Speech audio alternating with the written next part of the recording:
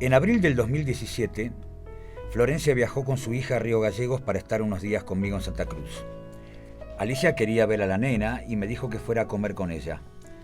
A eso de las 9 de la noche, por el portón principal de la residencia, ingresé en el auto de mi custodia con Elenita y América, su niñera. Florencia se había quedado en nuestra casa de la Ría a unas 6 o 7 cuadras de allí. Había decidido encontrarse con amigas de la infancia. El auto se detuvo en el patio interior y la custodia aguardó estacionada afuera, como siempre. Alicia me estaba esperando y nos sentamos a la mesa para cenar.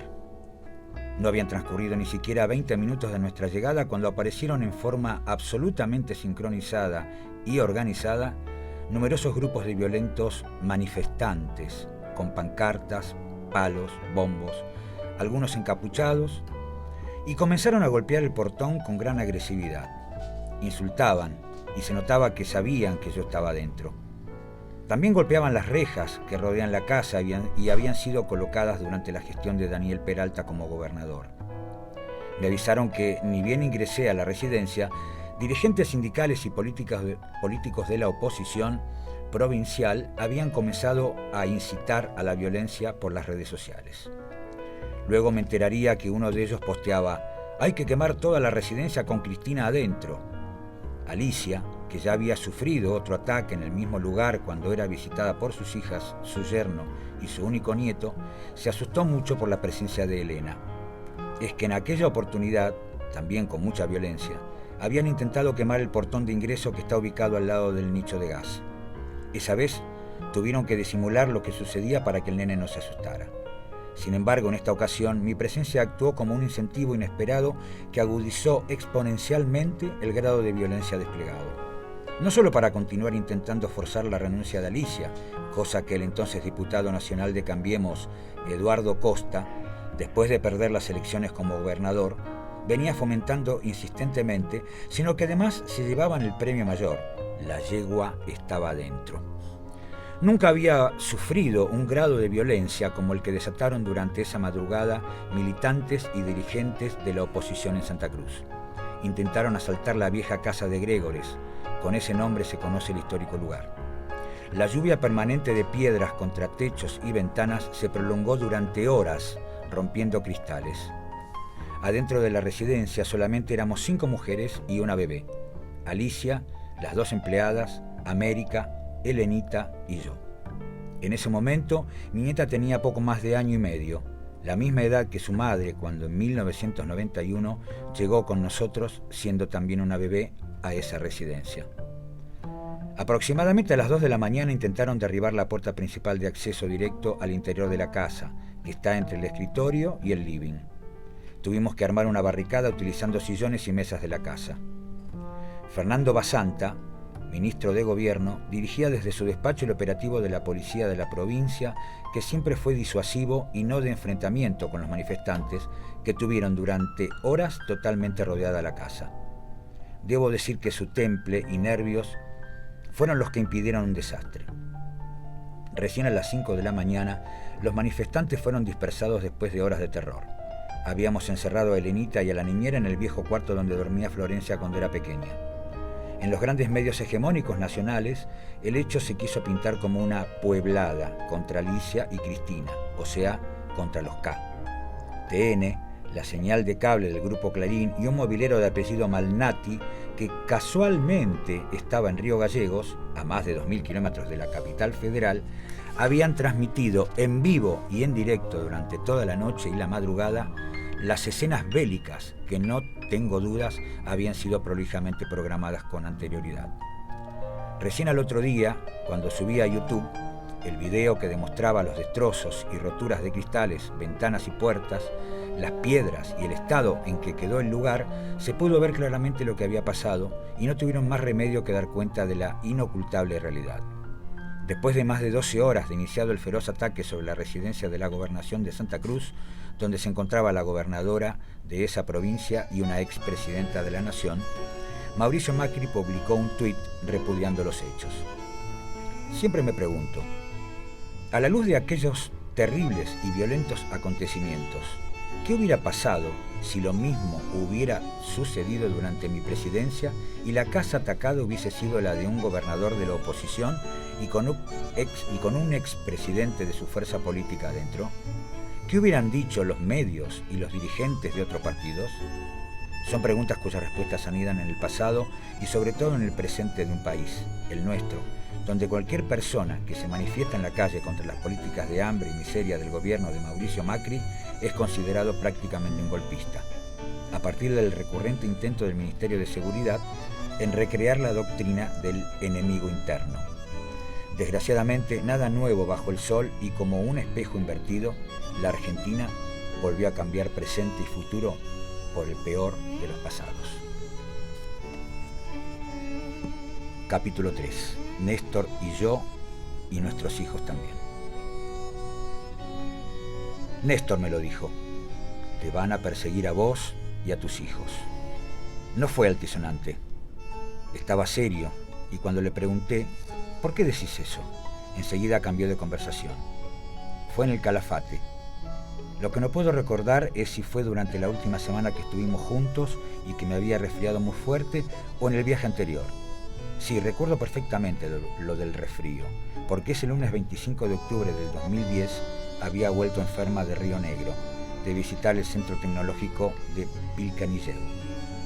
Tenía dolor de garganta y anginas, y no me quedó más remedio que cancelar mi visita programada para inaugurar la fábrica de BGH en Tierra del Fuego.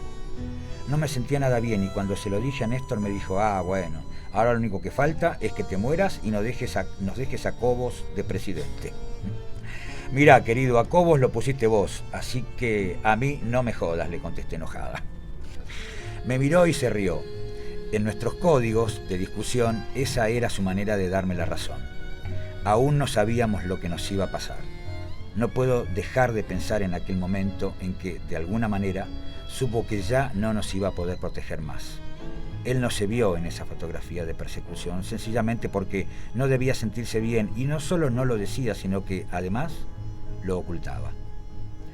No le encuentro ninguna otra explicación. Siempre quiso transmitir sensación de fuerza, de voluntad, de invulnerabilidad. Era su manera de ser. Cuando años más tarde le conté a Máximo el augurio de Néstor, me miró y me dijo: ¿y vos qué creías? ¿Que lo de las AFJP, las retenciones, YPF, paritarias libres y los juicios de lesa humanidad eran gratis? Ay, Cristina. Máximo no me dice mamá, a diferencia de Florencia, que solo usa mi nombre cuando me llama la atención porque está enojada o no está de acuerdo con algo. Es curioso. Solo alguien que tuviera la intención de transformarnos en monstruos podría suponer que el amor que nos teníamos con Néstor era porque yo tenía una dependencia emocional y política de él.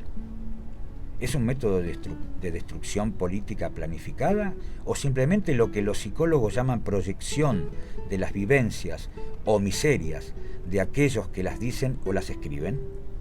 Jamás se me ocurriría decir que el amor es una enfermedad o un simple cálculo de convivencia. Nos cuidábamos como se cuidan mutuamente los que se quieren de verdad. Siento que mi vida comenzó verdaderamente cuando empecé a salir con él.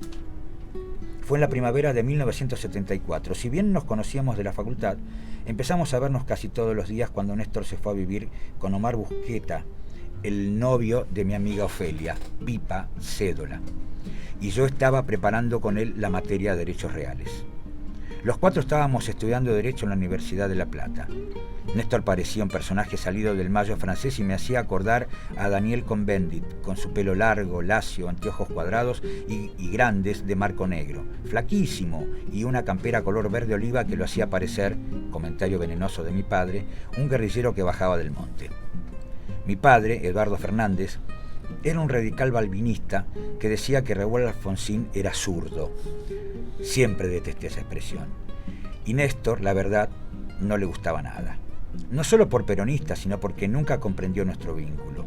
Ahora que lo pienso a la distancia, creo que fue imposible para mi padre, con su visión del mundo y de la vida, entender los códigos de los jóvenes que se encontraban en aquellos años, los 60 y los 70, en medio del vendaval. El Mayo francés, la Revolución cubana, el peronismo y las dictaduras, Woodstock y el movimiento hippie, la pastilla anticonceptiva y la minifalda, Vietnam, Angela Davis y las Panteras Negras, el asesinato de los Kennedy y de Martin Luther King o el fin del sueño americano. Mi Dios, el mundo volaba por los aires. En cambio mi madre, Ofelia Wilhelm, que entonces era empleada de la Dirección General de Rentas y secretaria general de su gremio, la Asociación de Empleados de Renta e Inmobiliarios, AERI, siempre entendió mi relación con Néstor. Una vez, cuando le preguntaron en un programa de televisión por qué una chica como yo, en ese momento considerada muy atractiva, tenía un novio como Néstor, que no era buen mozo, ella contestó: porque encontró con quién hablar. Tomá mate con chocolate. Y tenía razón, porque hablábamos todo el tiempo y de todo, salvo de fútbol. Nunca me gustó. De eso siempre hablaba con mi mamá, fanática de gimnasia y esgrima de La Plata, o con mi hermana. Pero además, ¿quién en aquellos años se ponía de novio porque alguien era lindo o feo? Nadie. Mi madre entendió. Mi padre, en cambio, cuando a los 3 meses de haber conocido a Néstor le dije que me iba a casar con él, me salió con otra típica reflexión suya. Lo recuerdo como si fuera hoy. Íbamos en el auto, él manejaba y yo sentada al lado. Cuando se lo conté me miró y me dijo: mirá que el matrimonio no es como uno de esos vestidos que tenés colgados en el placar, que cuando te dejó de gustar no te lo pones más o lo regalás. Qué tipo, como dice el refrán, de paso, cañazo. Siempre había criticado a mi mamá y a nuestra, a su juicio, excesiva afición a la ropa. Era inútil explicarle. Nunca entendió tampoco lo de Néstor conmigo. Salvo en el ámbito de la militancia política, en otras esferas laborales o sociales me aburría como una ostra. Y calculo que mi mamá se dio cuenta de eso antes que yo, porque si tengo que decir qué es lo que más extraño de Néstor aún hoy, es no tener una persona con quien hablar y discutir a fondo. Sé que puede sonar mal, o tal vez injusto, pero es la verdad. Lo que podía sentir y tener de esas conversaciones con él, nunca más lo volví a encontrar con nadie. Además de haber sido mi pareja y el padre de mis hijos, Néstor fue mi mejor amigo. La verdad es que no solo mi padre había sido poco receptivo a la idea de nuestro casamiento. Cuando le dijimos a los padres de Néstor que vivían en Río Gallegos, tampoco estuvieron de acuerdo. Néstor me había pedido que fuera yo la que les escribiera sobre lo que habíamos decidido, ya que él se carteaba con sus padres semanalmente. La respuesta epistolar no fue la que Néstor esperaba, que era una barbaridad, que no nos íbamos a recibir nunca, que recién nos conocíamos, que si nos casábamos no pensaban venir y bla, bla, bla, bla. ¿Para qué? Les contestó con una carta furibunda, que se olvidaran de él, que igual se casaba y qué sé yo cuántas cosas más. El final es conocido. Los temores de nuestros padres eran infundados. Ni vestido que se cambia porque pasó de moda, ni estudiantes que abandonan su carrera. Estuvimos casados con Néstor 35 años y él, que había llegado a estudiar en La Plata en 1968, el 3 de julio de 1976, al año y 2 meses después de haberse casado conmigo, se recibió de abogado. Yo lo haría recién en 1979. Nunca me voy a olvidar cuando rendimos Derecho Civil, Familia y Sucesiones. Estudiábamos juntos, pero a Néstor, a diferencia mía, que era capaz de no levantarme de la silla durante horas, lo aburría estudiar. Entonces, cada hora quería parar para escuchar el noticiero de Radio Rivadavia o levantarse a preparar mate. Un pesado. La noche anterior, a rendir, estábamos terminando de preparar la materia, ya eran como las 11 de la noche y él se quería ir a dormir. Nos faltaba el último punto de una bolilla. Fuero de atracción en Sucesiones. No lo olvido más. Néstor, hay que estudiar esto, porque si te toca y no lo sabés te bochan. No, yo estoy cansado, me voy a dormir, dijo. Le insistí. En serio, mirá que si te toca esto es fundamental. Me contestó riéndose. Si me llega a tocar, me mato. Y se fue a dormir. Yo me quedé estudiando fuero de atracción. Al otro día fuimos a rendir. Él pasó antes que yo. Sacó las 2 bolillas y una de ellas era la que tenía como último punto fuero de atracción. Contestó todo menos eso y lo bocharon. ¿Para qué? Se enojó tanto que volvió solo a casa en Citibel y no me esperó a que rindiera. Saqué un 7, es decir, aprobé. Cuando llegué estaba callado y no me hablaba, hasta que no aguantó más y me preguntó cómo me había ido. Cuando le dije que había aprobado se puso contento. Ahora que escribo, recuerdo que en esa cátedra de Derecho Civil 5, el profesor titular adjunto era el doctor Antonio Bautista Bettini, el padre de Carlos, nuestro embajador en España durante toda nuestra gestión. El profesor Bettini, que era un enamorado del derecho, el ajedrez y las rosas, es un desaparecido de la última dictadura militar, igual que su yerno, el oficial de la Armada Jorge Devoto, y la ex mujer de Carlos, Edith Mercedes Peirano. Nuestro noviazgo duró solo 6 meses. Nos casamos durante el mes de mayo del 75, un día antes del cumpleaños de mi mamá. Siempre me gustó el mes de mayo. Fue lo que se dice un casamiento de época, de la nuestra, claro. Matrimonio solo civil, yo vestida de azul, ahora que lo pienso, el mismo y exacto azul que nos identificó siempre durante nuestras campañas políticas. Y él de traje marrón, con chaleco, el primero que tuvo después del de la comunión, que se lo habían comprado los padres cuando llegaron a La Plata. En la red circula una vieja filmación casera que hizo mi suegro de la reunión posterior al civil. Ni siquiera había fotógrafo. La única concesión que habíamos hecho era una invitación tradicional con un sobre en cuya solapa decía Enlace Fernández Kirchner. Y en su interior una tarjeta en la que nuestros padres invitaban textualmente al casamiento de sus hijos, Cristina, Elizabeth y Néstor Carlos, que se efectuará privadamente en la ciudad de La Plata, Buenos Aires, el día 9 del corriente mes. La Plata, Buenos Aires, mayo de 1975. A los pocos días, en junio de ese mismo año, ocurrió lo que luego la historia bautizó como el Rodrigazo, en referencia a Celestino Rodrigo, ministro de Economía de Isabel Perón. Me quedó muy grabada la crisis del 75 con tarifazos y la primera corrida inflacionaria, junto a una brutal devaluación en una sociedad que no estaba bancarizada, ni tampoco estaba tan atenta al dólar. La conmoción económica agravaba, además, nuestra vida en La Plata, donde la inseguridad era total. La organización terrorista de ultraderecha AAA asesinaba a destajo. No era el genocidio que se desató a partir de la dictadura de 1976 que secuestraba y desaparecía. El método era de violencia política paraestatal. Patrullar las calles en La Plata, bajarse de un auto con ametralladoras y matar a sangre fría a militantes y dirigentes opositores. Levantaban gente y a las horas aparecían muertos al borde de algún camino. Recuerdo en particular las muertes de Carlos el ruso Ivanovich y de Roberto Tatú Basile, junto a la negrita Mirta Mabel Aguilar. Todavía no nos habíamos casado.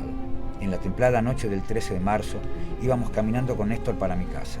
A la altura de las calles 7 y 38 habíamos parado a comprarnos un helado en una tradicional heladería platense que se llamaba Roma. Como la noche estaba muy linda, caminamos unas cuadras y luego tomamos un taxi. Al otro día nos enterábamos que una hora después que pasáramos nosotros en la misma calle entre 36 y 37, habían bajado de un auto y ametrallado a Ivanovich, quien en sus orígenes había militado en la FURN, Federación Universitaria de la Revolución Nacional, igual que Néstor. Cuando nos avisaron, no lo podíamos creer. Solo una hora antes habíamos pasado por ahí caminando.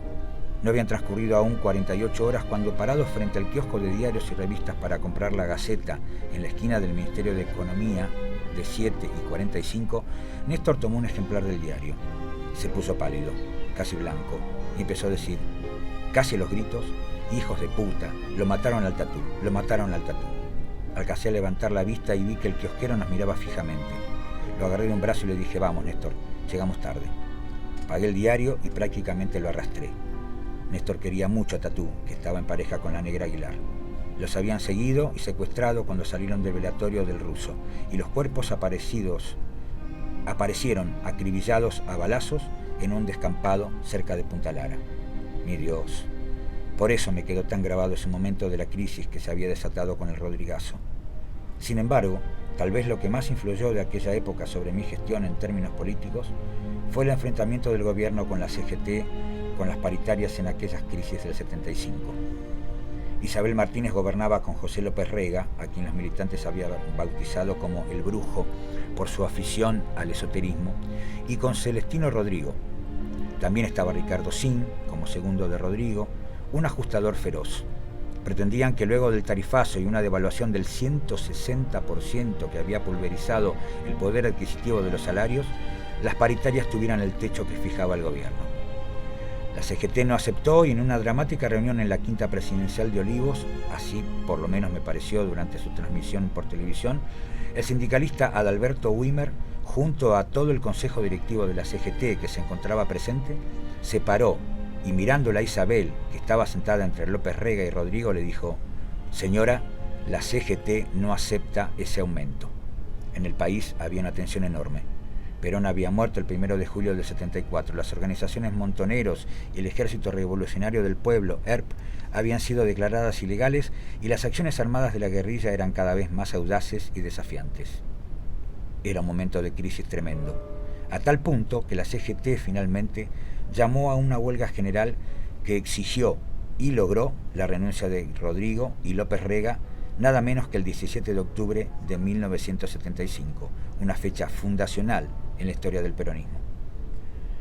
Cuando recuerdo esos hechos, reflexiono sobre la importancia de que un gobierno popular cuente siempre con el apoyo de los trabajadores. Tampoco deja de ser una paradoja digna de mayor análisis el hecho que finalmente el brujo López Rega lo terminó echando lo que se había anatematizado como la burocracia sindical.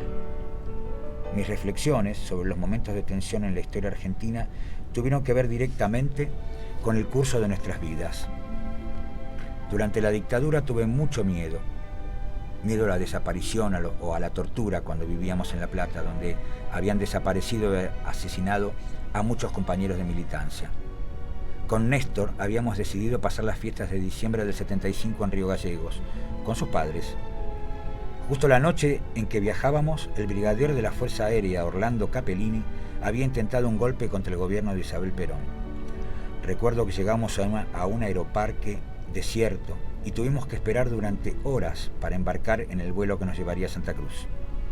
En aquella Navidad la televisión todavía en blanco y negro daba cuenta del intento de copamiento de un cuartel del ejército en Monte Chingolo, en la localidad de Lanús, por parte del ERP. Cuando volvimos de Santa Cruz, mamá nos contó que Norma, la hija del Tano Finocchiaro, había formado parte de ese intento de copamiento en el que había perdido la vida.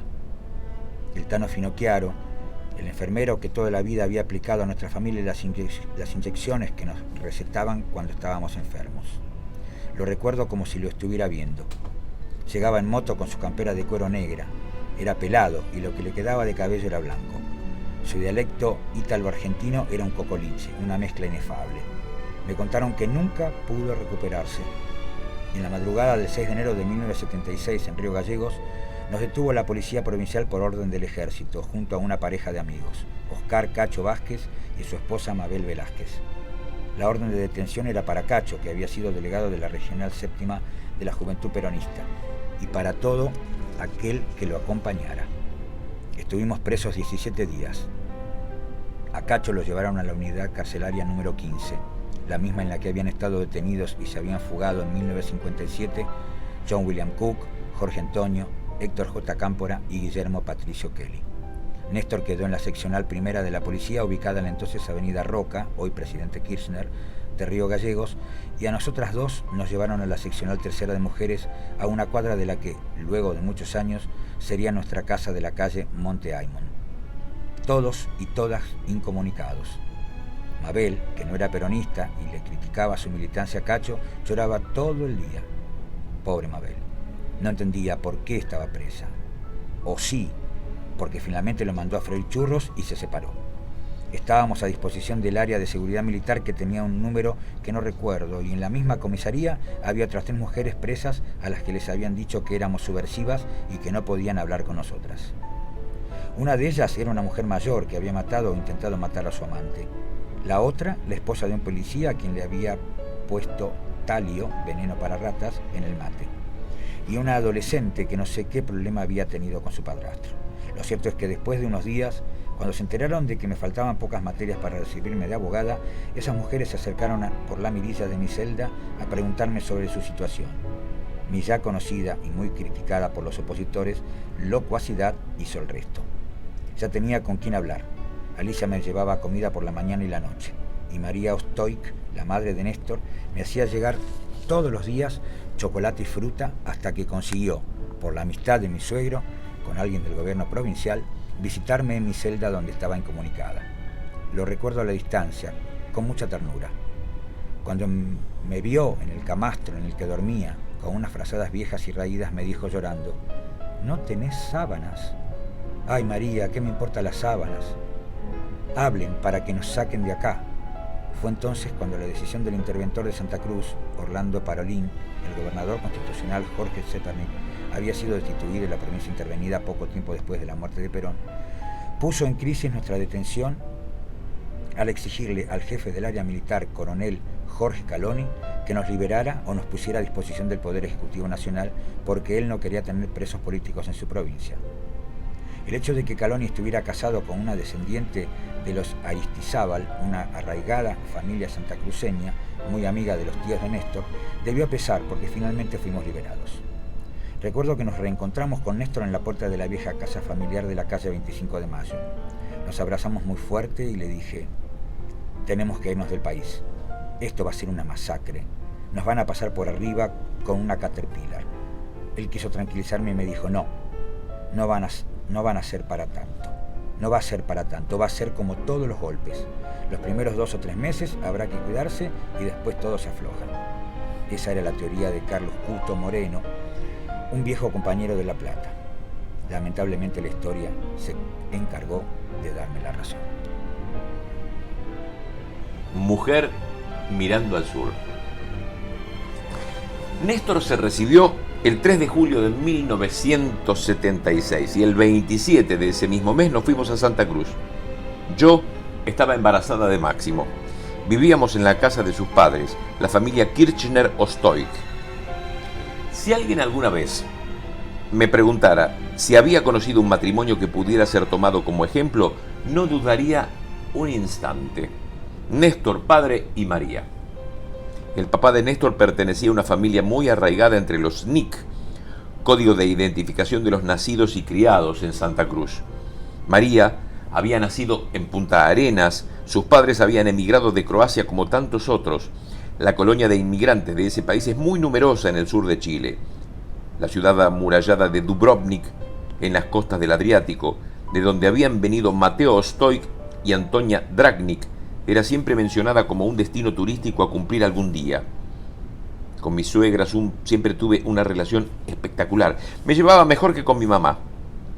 María era una mujer extraordinariamente buena, solidaria, cooperativa, eficiente, pero era muy católica y extremadamente conservadora y tradicionalista. Detestaba la política.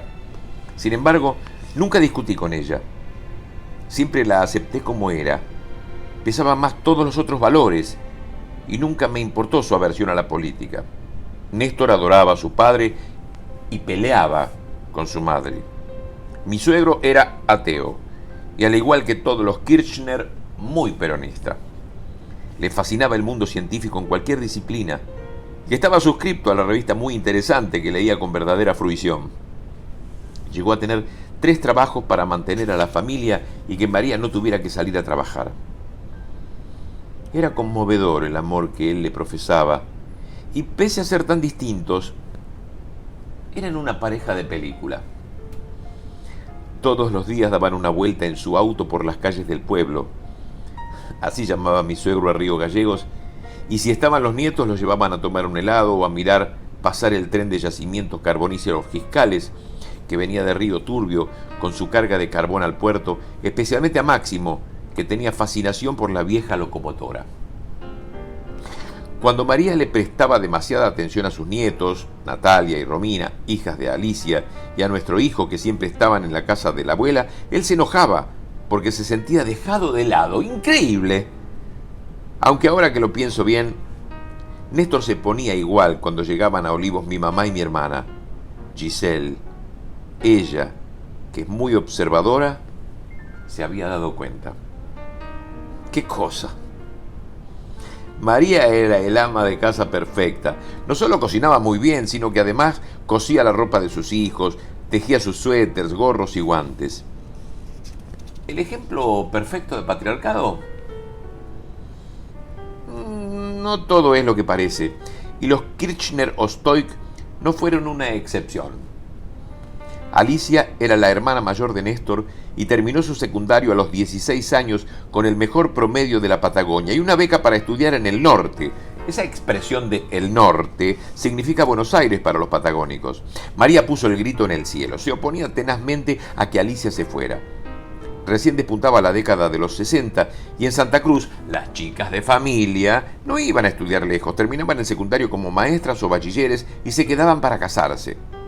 Sin embargo, Alicia obtuvo no solo el apoyo, sino algo más importante, la autorización de su padre para ir a La Plata. En Argentina, la patria potestad todavía no era compartida y la ejercía el hombre, y así, Alicia Margarita Antonia Kirchner, con el nombre de sus dos abuelas y por el ejercicio del patriarcado, pudo estudiar. Es mentira que de noche todos los gatos son pardos. Todavía en alguna reunión familiar es posible escuchar la anécdota que se transmitía como una tradición oral. Alicia haciendo su valija en la casa mientras su madre protestaba y le negaba el saludo cuando partió al aeropuerto acompañada solo por su padre. Néstor, que recién cursaba la escuela secundaria, había apoyado fervientemente a su hermana en aquella cruzada feminista. Unos años más tarde, él también emprendería el viaje a mi ciudad natal. Néstor estuvo becado durante sus estudios universitarios por el gobierno de Santa Cruz. La beca implicaba que tenía que rendir una cantidad de materias por año y cuando se recibía debía volver a la provincia a trabajar durante 2 años como empleado en el sector público. Cuando regresamos en 1976, se presentó ante la autoridad que le había otorgado la beca para obtener el trabajo, pero el gobierno militar en la provincia lo rechazó. No teníamos casa ni salario, así que no nos quedó más remedio que ir a vivir con mis suegros. El padre de Néstor le compraba hasta los diarios y los cigarrillos. Yo había dejado de fumar por mi embarazo, pero comía todo el día. Llegué a engordar más de 30 kilos. Era lo mismo darme vuelta que saltarme. La única foto en la que aparecía redonda como una pelota, y es literal, con un vestido azul de florcitas Liberty y que mi suegra atesoraba, pude capturarla y romperla. Fue la única vez que María se enojó conmigo. En cambio, Néstor, durante el embarazo, se enojaba mucho al verme comer sin parar y le reprochaba a sus padres que me estaban engordando como si fuera un pavo navideño y que eso no era bueno ni sano. Tenía razón. Me había invadido una obsesión por los bombones Maroc de Felford. Comía más de 10 por día. Ahora que estoy escribiendo esto, recién reparo en que Máximo, cada vez que entra a mi oficina en el Instituto Patria, se come uno de los Maroc que hay siempre sobre mi escritorio junto a las almendras. Lo cierto es que un tío de Néstor estuvo a punto de conseguirle un empleo como cuentacorrentista en el Lloyds, más conocido en Argentina como el Banco de Londres, porque conocía al gerente de la sucursal de Río Gallegos, ya que ambos eran miembros del Rotary Club. Se entrevistó con él. El hombre estaba fascinado porque imaginaba lo bueno que sería tener a un abogado como cuentacorrentista. Pero a los 2 días fue a ver al tío y le dijo: «Pero este estaba en la JP». Así que Néstor se quedó sin trabajo y muy deprimido. Fue entonces que decidimos abrir el estudio jurídico y de a poco empezamos a tener clientes muy importantes de Santa Cruz, que eran amigos de su padre. Entre los primeros, Cayetano Drisaldi, concesionario de Citroën y agente oficial de YPF en Santa Cruz. También los dueños de la concesionaria Dodge Chrysler, Pablo Sancho y Victoriano Manzanares. Este último, además, fue nuestro primer contador y padre de Víctor Alejandro Manzanares, que años después no solo fue síndico del Banco de Santa Cruz, sino también, cuando su padre se retiró, nuestro contador.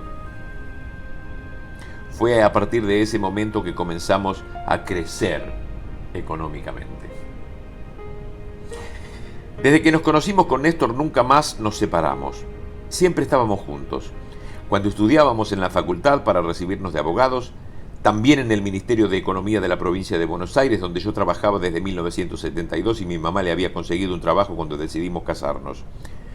Allí compartimos la misma oficina y en el estudio jurídico que abrimos en Río Gallegos. Siempre nos recuerdo cenando y almorzando juntos. Entre el 77 y el 82 trabajamos muy intensamente como abogados. Nuestro buffet de vino en el más importante de Santa Cruz. En 1981, un hecho familiar nos golpeó duramente, sobre todo a Néstor. Su padre había enfermado de cáncer de colon unos años antes. A fines del 80, Néstor me pidió que fuera a Buenos Aires a comprar un departamento para su padre, para que él no tuviera que pedir prestado a ningún pariente alojamiento en la capital federal. Es que el tratamiento exigía cada vez más su presencia en la ciudad. Recuerdo que en noviembre de aquel año firmé la escritura de nuestro primer inmueble a estrenar en Buenos Aires, en Barrio Norte, sobre la calle Juncal. Todavía lo conservamos. No tenía teléfono. El anuncio del edificio detallaba que contaban con un expediente en la vieja compañía telefónica Entel. Terminamos comprando uno. Néstor decía, con razón, que su padre enfermo tenía que estar comunicado. Nunca lo usó. El 1 de febrero de 1981, Néstor Carlos Kirchner, padre, falleció en la clínica Medisur de Río Gallegos a los 63 años de edad. Acompañé a Néstor hasta el lugar donde le mostraron el cuerpo sin vida de su padre y lo abracé con fuerza cuando lloró su orfandad. Estaba devastado. Nunca olvidó a su padre, lo añoró hasta sus últimos días y se lamentaba que no pudiera verlo alguna vez, ni siquiera en el comienzo de su carrera política como intendente de Río Gallegos. Cuando lo recordaba, se le llenaban los ojos de lágrimas y cada 1 de febrero iba al cementerio de Río Gallegos. Tampoco olvidé a Néstor padre. Era el que más me había insistido, mejor dicho, exigido, para que diera esas 3 materias que me faltaban para recibirme de abogada cuando nos fuimos de La Plata en julio de 1976. Yo no había querido quedarme a rendirlas. Estaba aterrorizada con lo que estaba pasando. Quería irme lo más rápido posible porque el clima en la ciudad era irrespirable. Los militantes caían como moscas fumigadas con el veneno del terror estatal y no volvían a aparecer. A los 24 días de que Néstor rindiera su última materia, habíamos embalado nuestros muebles y partido rumbo al sur. Yo ya me había recibido de procuradora y me faltaban 3 materias para el título de abogada: filosofía del derecho, sociología e internacional privado. La verdad, me importaba un comino el título. El de Néstor lo fueron a retirar 2 compañeros, el Cuto Moreno y el Flaco Negri.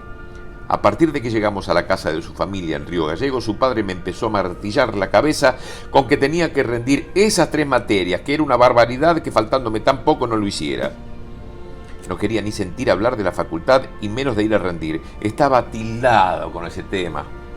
Sin embargo, Néstor padre no paró hasta que en el 79 rendí mi última materia, internacional privado, y aprobé con 8. Me había ido a La Plata durante un mes para prepararla. Máximo tenía 2 años, y como yo estudiaba con atril y leyendo en voz alta, más de una vez lo encontré haciendo lo mismo con el libro al revés. Cuando me recibí, mamá repitió la ceremonia familiar después de que cada una de nosotras rendía una materia y aprobaba. En ese momento mi hermana ya estaba cursando 3er año de medicina. Compraba sándwiches triples y masas finas de la tradicional confitería París de La Plata. ¡Qué rico comíamos! Me encantaba. Lo cierto es que le debo a mi suegro el haberme recibido. ¿Cómo olvidarlo? En noviembre del 81, con Néstor y otros compañeros fundamos el Ateneo Teniente General Juan Domingo Perón. Habíamos decidido pasar de las reuniones y charlas en diferentes casas que comenzamos a realizar en 1980 a acciones más concretas. Y la figura del Ateneo era la coartada para intentar sortear la prohibición de hacer política impuesta por la dictadura desde 1976. Para ello, utilizamos una de nuestras propiedades, una esquina sobre la avenida Gregores de Río Gallegos, porque a esa altura teníamos numerosos inmuebles que habíamos adquirido con lo que ganábamos como abogados. Lejos estábamos de suponer que al año siguiente entraríamos en guerra con el Reino Unido por la soberanía de nuestras Islas Malvinas y que, con la caída de Puerto Argentino el 14 de junio de 1982, se iba a producir el fin de la veda política. Después de la dictadura. Néstor fue electo intendente 5 años después. No fue un intendente más. Se involucraba en forma absoluta en cada problema y era intendente las 24 horas. A la noche salíamos de nuestra casa en Río Gallegos a recorrer la ciudad porque siempre quería ver cómo estaba todo. Si detectaba lámparas del alumbrado público quemadas o basura acumulada en algún lado, lo llamaba inmediatamente a Tito Lescano, el secretario de Obras Públicas que lo acompañó durante toda su gestión. Yo misma salía con Máximo, que entonces era un nene de 10 años, a ver cómo funcionaba el tránsito de la primera rotonda que tuvo Río Gallegos y que nosotros orgullosamente habíamos proyectado y construido. Todavía está en la intersección entre la Ruta 3 y San Martín. Con Néstor estábamos muy enchufados con los problemas de la gestión todo el tiempo. Sin embargo, yo podía desconectarme. Él nunca pudo. La Intendencia de Río Gallegos, su ciudad natal, fue su primer cargo electivo. Había recibido el municipio en muy malas condiciones. Muchas deudas, una obra de cloacas que la gestión anterior no había podido terminar, y la ciudad atravesada por zanjas abiertas donde se habían caído gente y autos. ¡Qué cosa! Siempre sopa. A cada lugar y cargo que llegábamos siempre estaba todo destruido. Para colmo, el sindicato de los municipales estaba manejada por opositores y a los pocos días de asumir decretaron una huelga por tiempo indeterminado. Exigían un aumento de salarios impagable. Néstor les explicaba que no había plata en el municipio y los municipales contestaban: ah, claro, él dice eso porque es funcionario y gana mucha plata. Le reprochaban el sueldo de intendente, que obviamente era más alto que el de los empleados. ¿Qué hizo Néstor entonces? Además de enojarse, renunció al sueldo. Sí, tal como se lee. Firmó un decreto que le permitiera trabajar ad honorem y así lo hizo durante los 4 años de gestión. Le siguieron haciendo los aportes previsionales para que no los perdiera, pero él no cobró ni un peso durante toda su gestión como intendente. Ese gesto nunca fue reconocido. La primera esposa de Julio de Vido, Silvia, era psicóloga. Analizó lo que Néstor había hecho y también por qué su actitud no fue valorada. Su diagnóstico tenía lógica. Era una decisión totalmente desestructurante, pero que solo podía ser tomada por alguien que tenía plata y no necesitaba de un salario para vivir. Ella tenía razón. Yo también trabajaba todo el día ad honorem en la municipalidad junto a Néstor. Sí, efectivamente, no había dudas. Podíamos hacerlo por nuestro trabajo como abogados. Eso de no cobrar sueldo solo lo puede hacer alguien que no depende de un salario y de esa manera, si no fuera un ejemplo, el ejercicio de la función pública y de la política solo quedaría reservado a gente con mucho dinero. Moraleja, Néstor durante sus 4 años como intendente de Río Gallegos nunca cobró un peso y nadie lo valoró. Siempre lo recordó como una enorme estupidez. En 1989 fui electa diputada provincial de Santa Cruz. En 1990, luego de muchos años de pensar que no tendría más hijos, nació Florencia. La llegada de la nena, que era un sol, además de rejuvenecernos, creo que nos completó absolutamente. Fue muy gracioso. Nos enteramos del sexo el mismo día que nació, porque se había dado vuelta y no se la podía ver. Durante todo el embarazo, Néstor había asegurado que era un varón. Él quería otro varón, pero Florencia terminó siendo su favorita. Era insoportable con la nena. En 1991, la llegada de Néstor a la gobernación de Santa Cruz coincidió con una etapa de nuestras vidas en que fuimos muy, pero muy felices. Dicen que las mujeres entre los 40 y los 50 viven su mejor momento. Tal vez, no sé, pero para mí fue así. En 1995, Néstor fue reelecto gobernador con el 66,5% de los votos.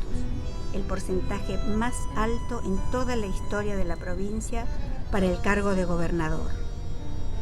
Lo cierto es que durante toda la década del 90 vivimos en la residencia de la gobernación de Santa Cruz. Era una vida más tranquila, o más normal. Florencia iba al colegio María Auxiliadora, que más que al lado está pegado a la residencia. Saltaba el cerquito y se metía en la escuela. Máximo iba al Nacional, sobre la ría a 5 cuadras de la casa.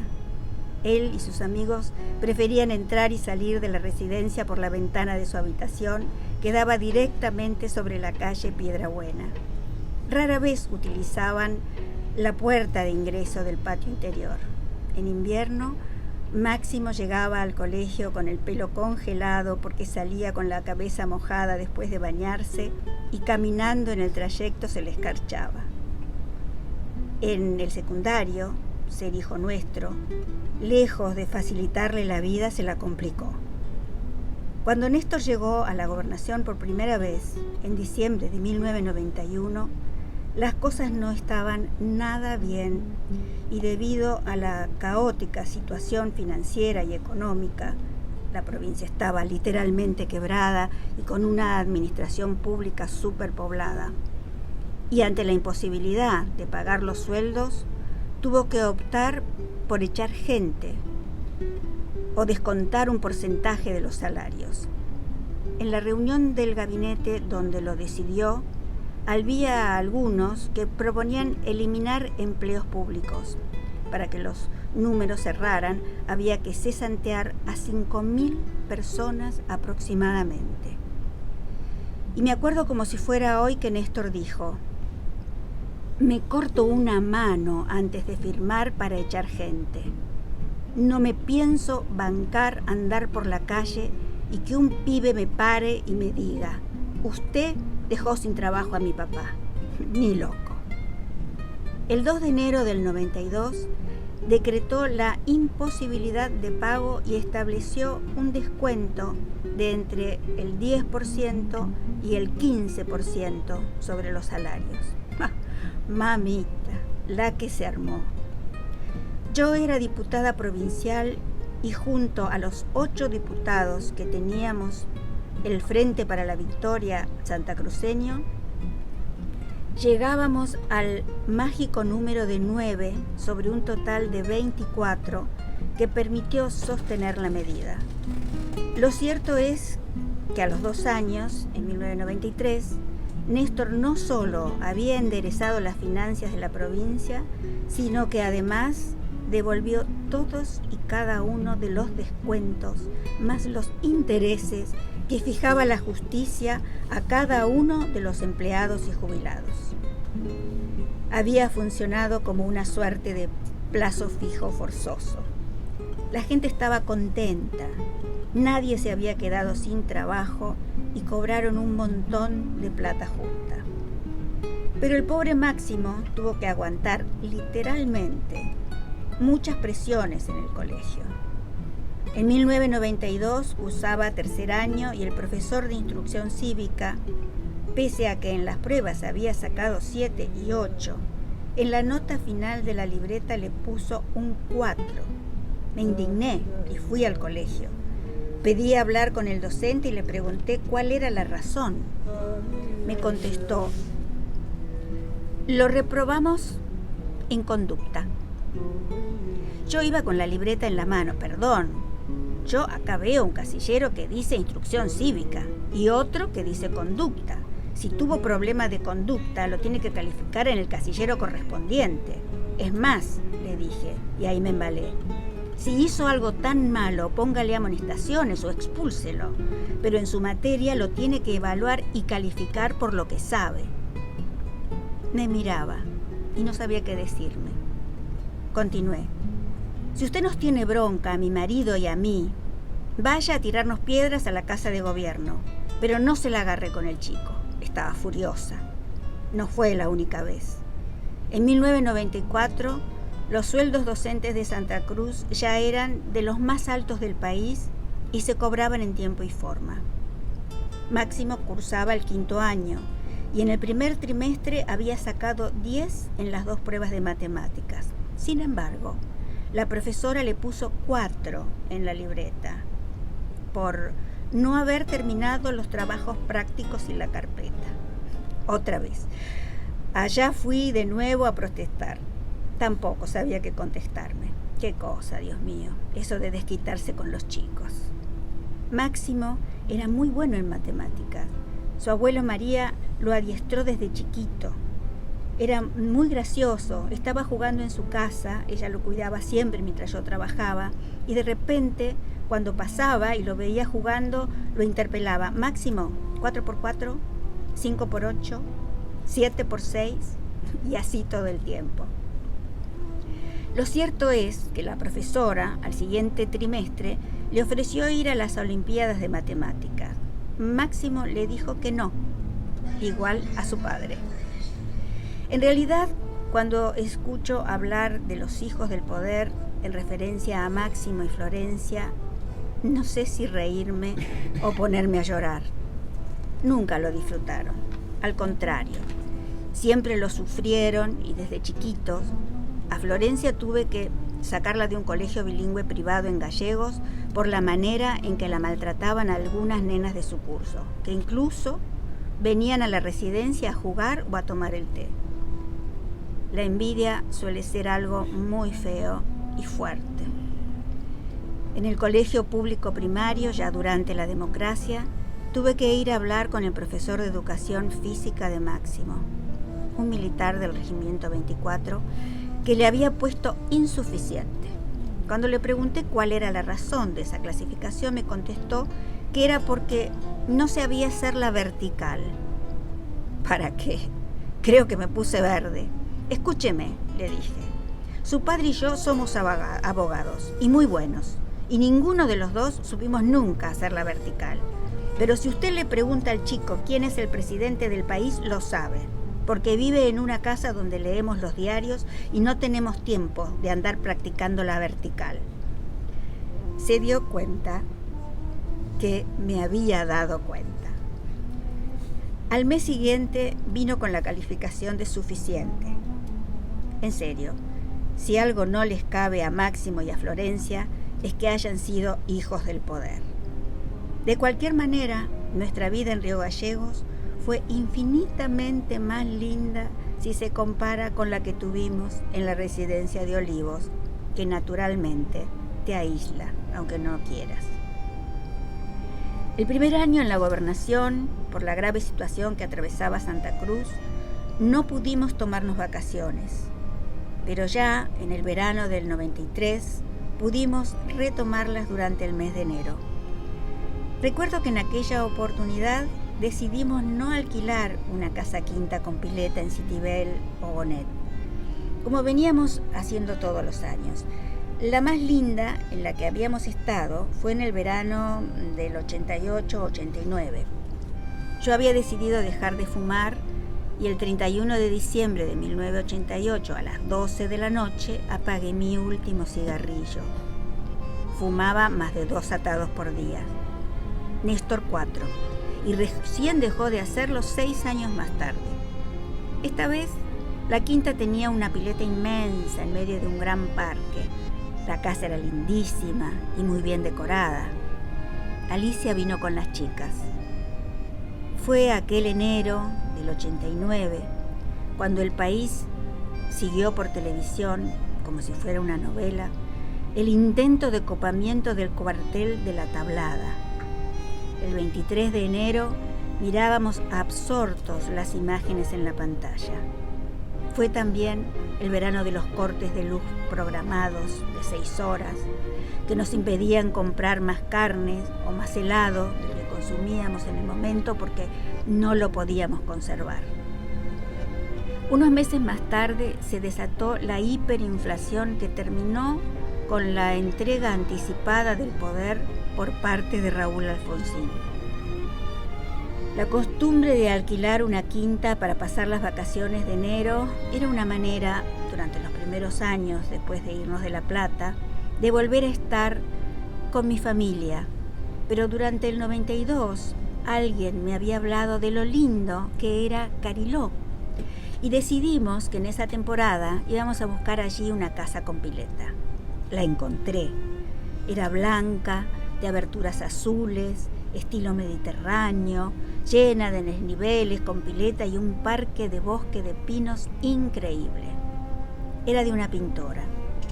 Yo había ido con los chicos en avión y más tarde debía llegar Néstor en nuestro auto desde Santa Cruz. Siempre lo hacíamos así, para tener vehículo durante las vacaciones. Ni bien llegué, advertí que no había alumbrado y que a la noche era todo muy oscuro, como una boca de lobo. Pensé, esto a Néstor no le va a gustar. Dicho y hecho, no solo no le gustó, sino que llegó de madrugada y como había llovido, terminó encajado con el auto en la avenida Divisadero. Apenas entró, lo primero que me dijo fue: ¿dónde me trajiste? Traté de contarle que el lugar era divino, agreste, naturaleza pura, no hubo caso. Para colmo, al otro día, cuando fuimos al centro comercial, leyó un cartel que habían puesto en la vidriera de un negocio que decía: no al asfalto. Quise explicarle que era una campaña de los vecinos de Cariló contra la decisión del intendente Blas Altieri de Pinamar. Cariló depende de ese municipio, que quería pavimentar la avenida principal en la que él se había encajado y ahí estalló. ¿Pero a dónde vinimos? Estos están todos enfermos, no quieren asfalto, cuando llueve se encajan en las calles porque además no se ve nada, con toda la plata que gastamos. Lo que sabíamos era que todavía faltaba algo más. Siempre tuvimos la costumbre, cuando estábamos en Buenos Aires, de comprar todos los diarios.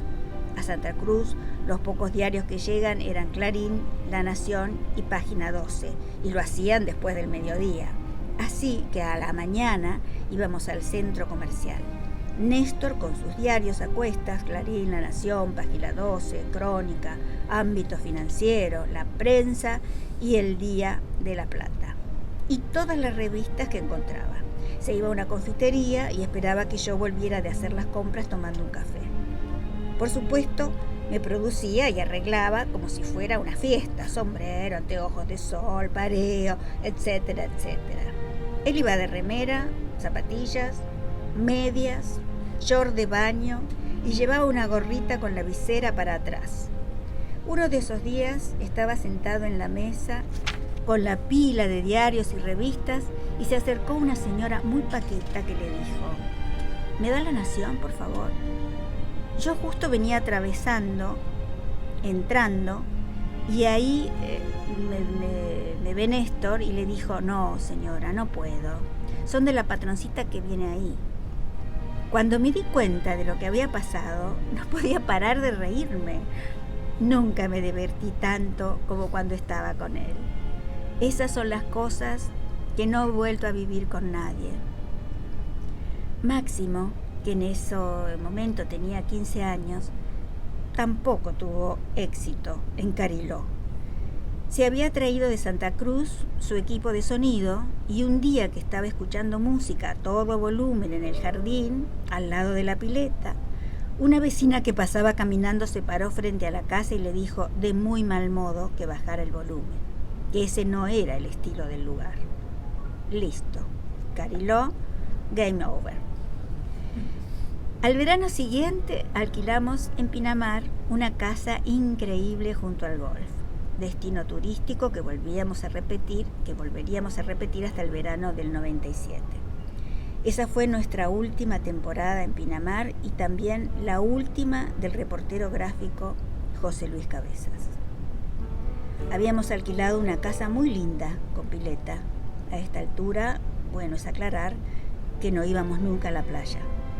Carlos Zanini y su mujer, Patricia Alzúa, a la que le dicen la Vasca, habían pasado a visitarnos caminos a Punta del Este, donde siempre pasaron sus vacaciones, hasta que Néstor llegó a la presidencia. Estuvieron un solo día y recuerdo que Patricia perdió un aro de oro en la pileta que encontró el parquero cuando la desagotó por limpieza, como cada fin de semana. El 25 de enero de de 1997, regresamos de las vacaciones antes de finalizar el contrato de alquiler, como siempre, ya que si bien alquilábamos la casa hasta el 31 de enero, nunca completábamos el mes. 10 días antes, Néstor ya empezaba a dar vueltas, que estaba aburrido, que tenía que hacer cosas, que ya estaba bien, insoportable. No había caso, no se podía desconectar.